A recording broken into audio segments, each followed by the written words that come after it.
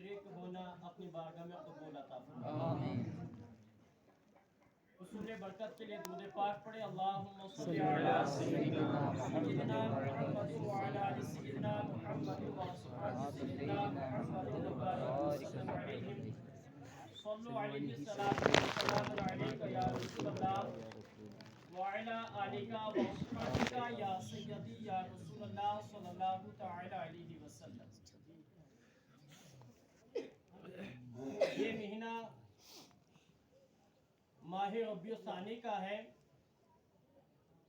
और रिवायत के अंदर आता है कि एक कौल के मुताबिक हुजूर गौसे आज़म के ताल्लुक से आता है कि चांद की 11 तारीख को इसी महीने की हुजूर गौसे आज़म का विसाल हुआ है।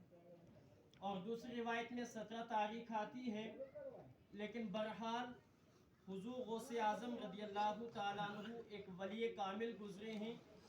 और ये रिवायत के अंदर आता है एक जगह का नाम है गिल, और इस जगह को आम गिलान के नाम से पुकारा जाता है। हुजूर गौसे आज़म रदियल्लाहु ताला अन्हु गिलान में पैदा हुए और जब पैदा हुए तो वो रमज़ानुल मुबारक की पहली तारीख थी।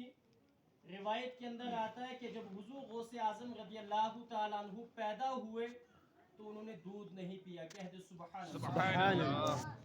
ये पहली करामत है हुजूर गौसे आज़म की, यानी कि सहरी से लेकर अफ्तारी तक उन्होंने दूध नहीं पिया। और फिर कौल के मुताबिक, रिवायत के मुताबिक आता है कि जब वो पैदा पहले रमज़ानुल मुबारक को हुए, पहले रमज़ान से लेकर 29 रमज़ानुल मुबारक तक वो दिन में दूध नहीं पिया करते थे। सहरी से पहले दूध पी लेते थे और अफ्तारी के बाद दूध पीते थे। यानी कि हुजूर गौसे आज़म की करामत ये है कि जब वो माँ की पेट से पैदा हुए तो उन्होंने शुरू में ही माँ की गोद में ही रमज़ानुल मुबारक के रोजे रखना शुरू किया। सुभान अल्लाह। और हुजूर गौसे आज़म रज़ियल्लाहु ताला अन्हु जब 29 दिन के पहुंचे, रिवायत के अंदर आता है कि लोगों ने शोर उठाया, कहा कि चांद दिखाई नहीं दिया, अब क्या किया जाए, कल ईद मनाई जाए या कि रोजा रखा जाए। तो रिवायत के अंदर आता है कि हुजूर गौसे आज़म की जो वालिदा माजिदा थी, उम्मुल खैर हज़रत फातिमा उसका नाम था, और हुजूर गौसे आज़म के वालिद का नाम शेख अबू स्वालिया था। और जब 29 तारीख को उन्होंने कहा कि अब क्या किया जाए, तो मोतबरान लोगों ने कहा कि आप गौसे आज़म अब्दुल कादर की वालदा से पूछे जाकर, अगर उन्होंने जो है दूध पी लिया तो समझ ले कल ईद होगी। अगर उन्होंने सहरी के बाद 30 वाले दिन यानी दूध नहीं पिया तो हम समझ जाएंगे, अब चांद भी दिखाई नहीं दिया तो हम समझ जाएंगे कि रोजा है। और जब 30वीं रात आई, रात गुजरी, चांद दिखाई नहीं दिया, सुबह लोग उठे, सहरी तो खाई, अब शक में रहे कि अब क्या किया जाए, रोजा रखा जाए या ईद मनाई जाए। जब सहरी का वक्त हुआ, हुजूर गौसे आज़म जागते हैं और जब दूध माँ का पीते, उसके बाद जब फजर का वक्त शुरू हो जाता है तो हुजूर गौसे आज़म दूध पीना बंद कर देते हैं।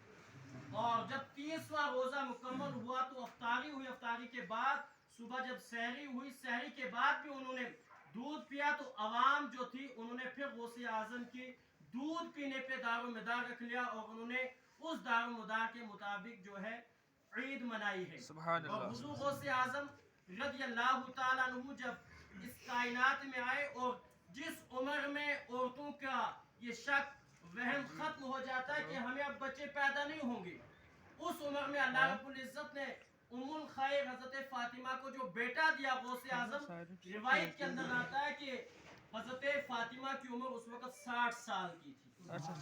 और जब दुआ की तो हुजूर गौसे आज़म रज़ियल्लाहु ताला अन्हु जब माँ के पेट में हमल की हालत में आते हैं, रिवायत के अंदर आता है कि उससे कबल हुजूर अलैहिस्सलातु व तस्लीम जब भी घर में आते थे, इमाम हुसैन को पहले उठाते थे, बोसा देते थे, गोद में पकड़ते थे।